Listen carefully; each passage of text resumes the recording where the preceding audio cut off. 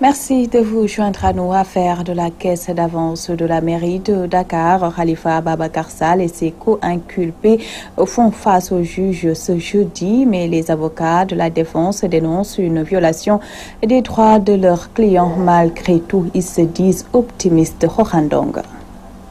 À quelques heures du procès du maire de Dakar, Khalifa Sall, El Mamadou Ndiaye, un de ses avocats, s'indigne et accuse le pouvoir en place d'avoir utilisé l'appareil judiciaire pour éliminer un adversaire politique. Par ailleurs, il espère que le procès sera équitable. Nous avons constaté que durant tout le cours de la procédure, les droits de Khalifa Ababacar Sall ont été par moments bafoués, ce qui peut nous amener à nous inquiéter par rapport à ce qui va se passer demain. Mais en tout état de cause, nous estimons que la justice doit être rendue et que les magistrats qui sont désignés pour juger ce procès sont conscients de leurs responsabilités et qu'aujourd'hui, les textes leur garantissent en tout cas la liberté et l'indépendance. Il appartiendra à eux de prendre leurs responsabilités et de rendre justice. Ce qui est sûr, c'est que Khalifa Ababacar Sall en foi à la justice, mais également il pense que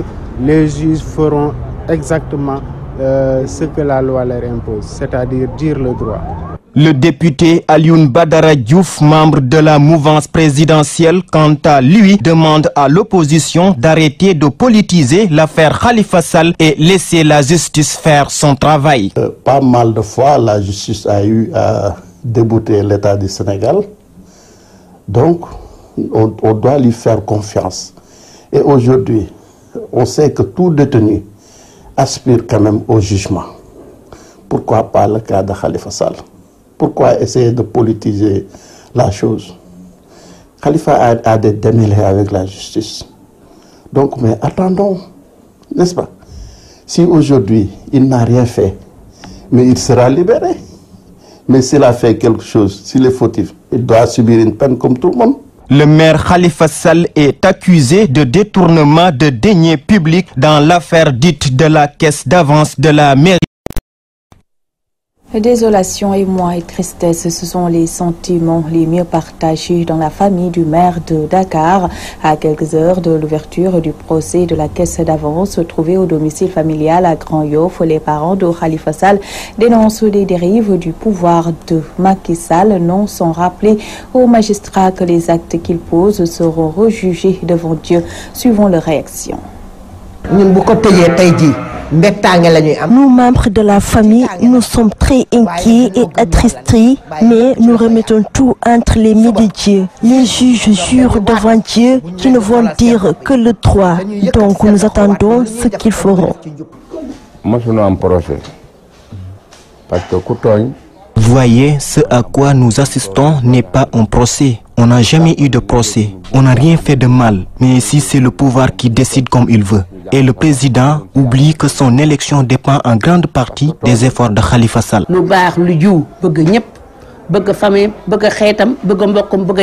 Khalifa Ababacar Sall est quelqu'un de bien. Il aime sa famille, ses voisins et tout le monde. Malgré les nombreuses médiations, le président Macky Sall persiste dans cette affaire. On s'en remet alors à Dieu.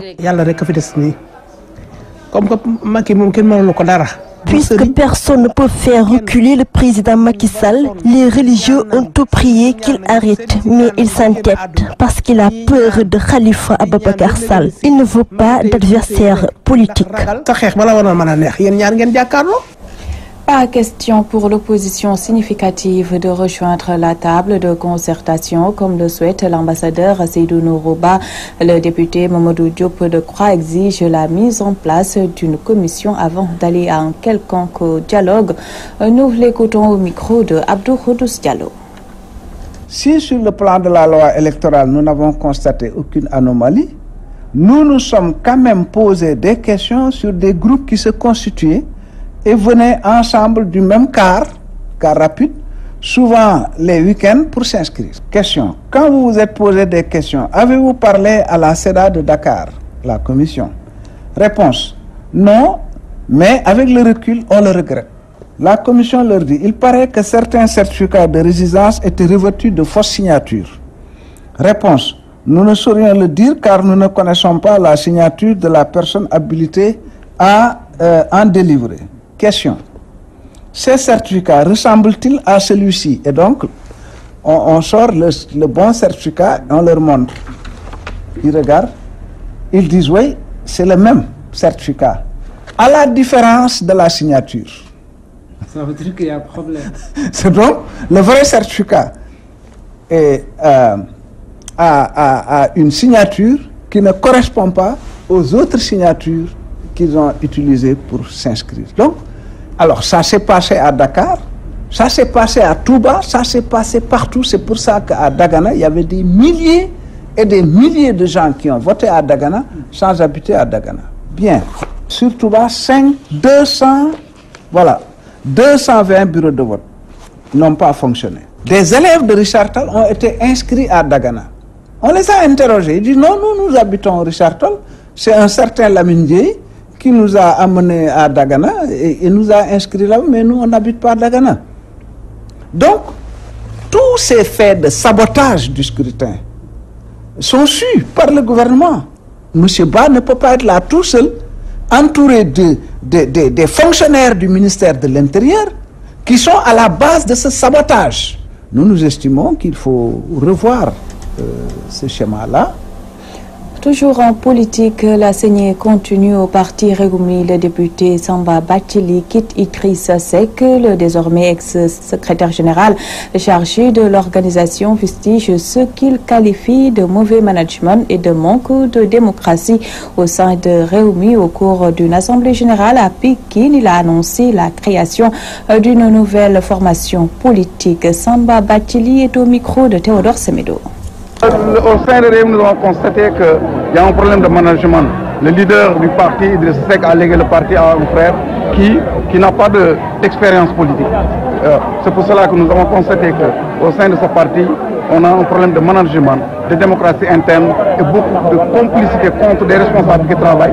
Et que nous avons constaté au niveau du département de Pékin, il y a un réel manque de considération pour les responsables de Pékin et les populations de Pékin. C'est pour cela que nous avons décidé de quitter définitivement le parti. Nous avons créé un parti d'obédience libérale, le parti Convention des démocrates du Sénégal, PCDS. C'est un parti d'obédience libérale qui va participer aux activités politiques du Sénégal, qui sera un acteur pour les prochaines séances électorales.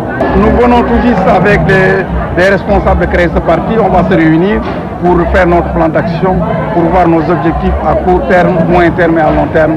Et vous allez voir que nous allons vraiment, ce sera un vrai parti démocratique. Nous venons de créer le parti, on va se réunir et que le parti, en toute souveraineté, en toute démocratie, nous allons apprécier la situation politique et nous allons prendre position. Au niveau local, on va se préparer. Vous avez vu la mobilisation des militants au niveau des 16 communes d'arrondissement. Inch'Allah, on va se préparer d'abord à former les militants. Nous allons nous préparer pour les échéances futures. Et vous allez voir, le parti sera un très grand parti au niveau du département de Pékin. Pour le dialogue politique, je pense que tout parti politique qui existe au niveau du Sénégal, les partis doivent se parler. Parce qu'au niveau du Sénégal, nous avons des problèmes au niveau du fichier électoral. Je pense que l'opposition doit participer à ce dialogue pour apporter leur contribution avec le parti au pouvoir pour trouver un consensus. Ça nous permettra d'avoir une avancée démocratique au niveau de ce pays, comme en 92, comme on l'a connu en 92. C'est pour cela que moi j'invite l'opposition à participer vraiment à ce dialogue politique pour contribuer au développement de la démocratie sénégalaise. Je vous le disais en titre, Université Cheikh Anta Diop de Dakar, les étudiants de l'amicale de la faculté de droit menacent de se faire entendre si les autorités ne livrent pas les amphithéâtres en réfection depuis plus de 2 ans. Serigne Ahmadou Sall, leur porte-parole, est au micro de Rokhaya Ndour. Nous sommes dans un amphi déjà, vous le constatez vous-même, qui était en réhabilitation. Cette réhabilitation-là, aujourd'hui, a duré 24 mois. Alors que c'était prévu pour 8 mois. Et depuis tout ce temps-là, les étudiants de la faculté de droit, surtout ceux de la première année et de la deuxième année, ne parviennent pas à faire leurs cours normalement. Non seulement du point de vue du quantum horaire, on a diminué les heures de cours pour pouvoir tous faire cours en même temps et peut-être respecter les enseignements et les évaluations. On nous avait donné un abri provisoire, un chapiteau, qui se trouve là-bas dehors. Ce chapiteau-là, il faisait tellement chaud là-dedans, au point que les étudiants tout le temps tombaient en syncope. On a étudié vraiment d'une manière très difficile là-bas. Les autorités, depuis lors aussi, n'ont en aucune manière essayé d'alléger notre souffrance, nous autres étudiants. Et lundi prochain, le 18, on démarre les enseignements pour le compte de l'année 2017-2018 à la faculté de droit. Ce qui sous-entend que donc il y a obligation à ce qu'on ait quelque part où faire nos cours. Alors je tiens à dire que l'amphi actuellement est praticable. Nous tenons à les avertir, à leur dire que nous avons beaucoup souffert. 24 mois, ça suffit largement. Mais nous sentons qu'aujourd'hui nous sommes délaissés.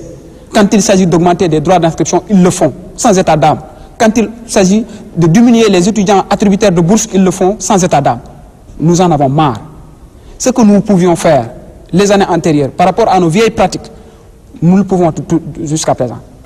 Si nous sommes là à négocier, les autorités pensent véritablement que nous avons rompu avec les vieilles pratiques. Et nous allons faire revenir les vieilles pratiques. Et je pense que d'ici lundi, ils sauront véritablement de quelle manière nous allons les attaquer. La plainte déposée par la Mutuelle Générale de l'Éducation du Sénégal contre l'État n'existe que dans la tête du ministre de l'Éducation nationale. Précision des responsables de la mutuelle, il se désole de l'attitude de Serigne Mbaye Thiam lors du vote du budget de son ministère à l'Assemblée nationale. Ce dernier a affirmé que la couverture maladie des enseignants des corps émergents est bloquée par une plainte de la mutuelle contre l'État. Synthèse du communiqué de la Mutuelle Générale de l'Éducation du Sénégal avec Mamou Gassama. Les enseignants de corps dits émergents attendent toujours la couverture maladie, une couverture dont la signature du document est bloquée selon le ministre de l'Éducation nationale par le dépôt d'une plainte de la Mutuelle Générale de l'Éducation du Sénégal contre l'État du Sénégal. Une déclaration faite à l'Assemblée nationale lors du vote du budget du ministère de l'Éducation nationale. Une sortie qui a mis la mutuelle dans l'obligation d'apporter des précisions. La Mutuelle Générale de l'Éducation du Sénégal n'a jamais déposé une plainte ni contre l'État ni contre le ministère de l'Éducation nationale. La mutuelle porte à la connaissance des députés, des partenaires sociaux, des enseignants et de toute l'opinion publique qu'elle a toujours privilégié le dialogue et la concertation malgré les conséquences néfastes du non-versement par l'État de sa part de cotisation, objet principal de la convention. La mutuelle qui dégage toute épreuve de force avec le ministère et tout autre démembrement concerné précise qu'elle a fourni tous les documents et rempli toutes les conditions, preuve à l'appui pour le règlement de cette question. La Mutuelle Générale de l'Éducation du Sénégal se désole de l'attitude du ministre de l'Éducation qui a occulté les bonnes performances de la structure avec la prise en charge socio-médicale de plus de 60 000 enseignants et des membres de leur famille, soit plus de 300 000 bénéficiaires. Mamou Gassama, direction le Saloum, déguerpit des lieux qu'ils occupent depuis une trentaine d'années. Les mécaniciens de la rue de France à Kaolack sont dans tous leurs états. Ils accusent un opérateur privé d'utiliser la justice pour les forcer à quitter les lieux. Al-Hassan Bah nous en dit plus.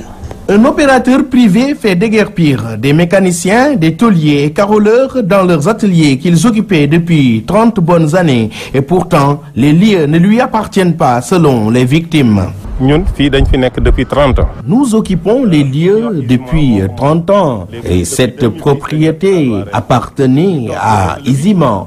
En 2010, nous sommes allés aux impôts et domaines et on nous avait donné les papiers d'état de droit réel. Le 8 août 2017, un huissier de justice est venu avec des documents pour nous dire que ces lieux appartiennent maintenant à Lahad Babou.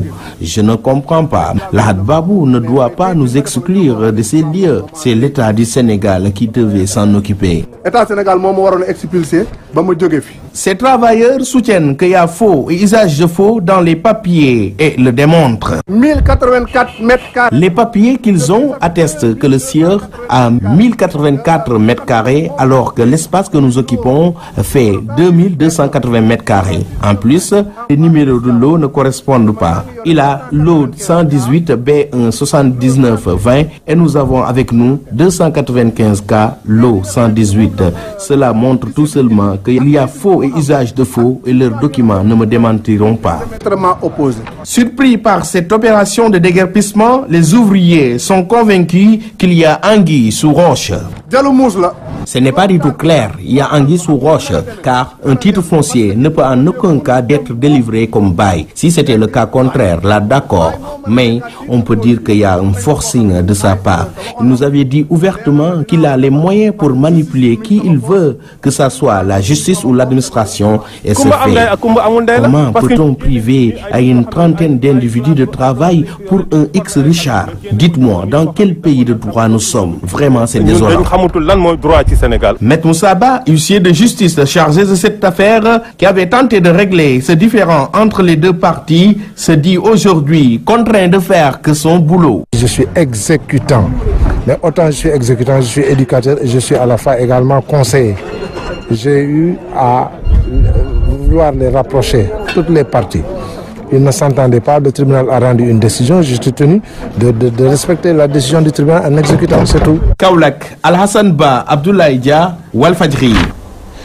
Parlons culture, 6e édition du festival Mémoire Peinture Village de Dakar. La première journée a démarré ce mardi par une série de démonstrations et des auditions à la Maison des écrivains Kër Birago, partenaire de l'EMAD, l'association des écrivains du Sénégal, promet d'accompagner ce projet qui vise à authentifier et promouvoir les ressources médicales. Lebou Fatou Bintou Diouf.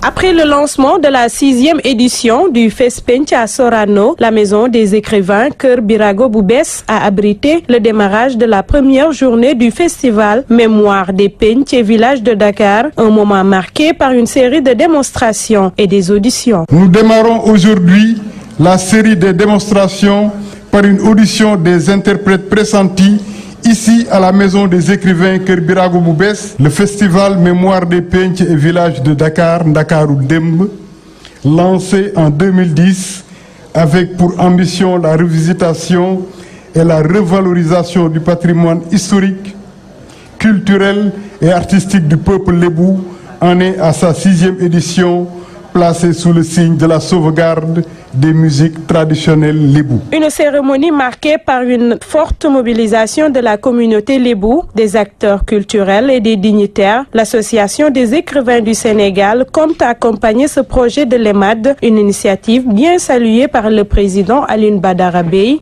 Nous invitons l'Association des écrivains du Sénégal, notre associé, à davantage nous prêter main forte, à accompagner l'EMAD dans la mise en œuvre de ce projet et au-delà.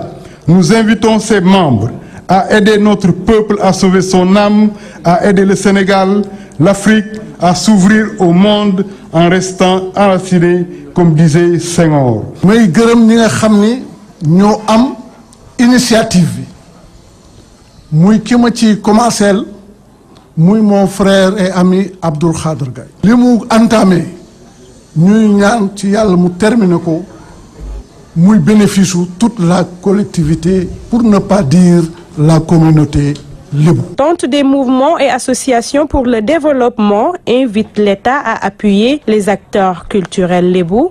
Président de la commission culturelle de la collectivité lébou, il est l'ami du FESPENC depuis le début. Je compte sur lui pour que le président de la République reçoive les acteurs de ce projet avant son terme. Et accepte aussi le président de la République de présider la cérémonie de présentation des résultats prévue en septembre prochain, s'il plaît à Dieu, au Grand Théâtre National. La 6e édition du FESPENC, placée sous le signe de la sauvegarde des musiques traditionnelles lébou, vise à authentifier et promouvoir les ressources musicales lébou, organiser une démonstration générale des rites pour enfin sortir des CD, films et des documentaires sur la culture lébou. L'Association des écrivains du Sénégal qui œuvre pour la promotion des ressources musicales lébou. Nous restons avec Fatou Bintou Diouf qui a également visité l'actualité internationale de ce mercredi 13 décembre.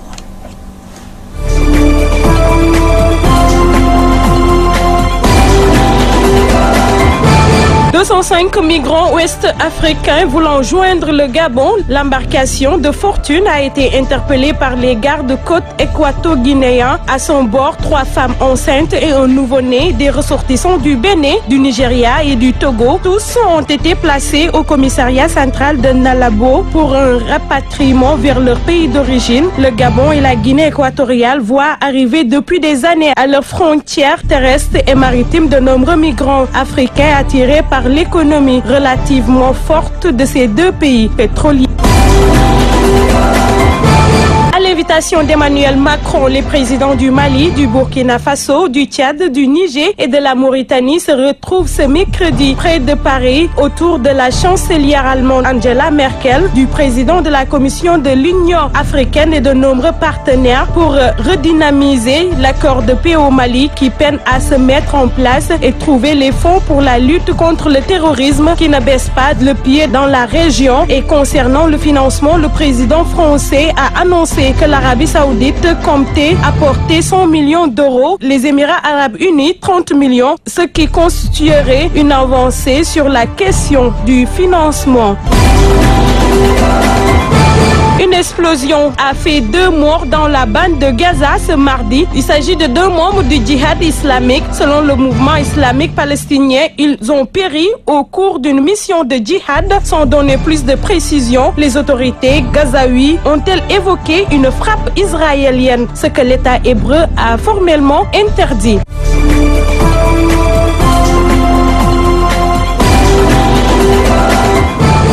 Une note de sport à présent. Ligue africaine des champions Génération Foot et Mbour Petite Côte connaissent leurs adversaires en Coupe d'Afrique. Génération Foot hérite des Égyptiens de Misr El Massaka et en Coupe CAF Mbour Petite Côte va croiser le fer avec les Marocains du RS Berkane. Le coup d'envoi de ce premier tour est prévu au mois de février prochain. On passe maintenant à la revue de la presse africaine et c'est l'affaire de Safiatou Sissé.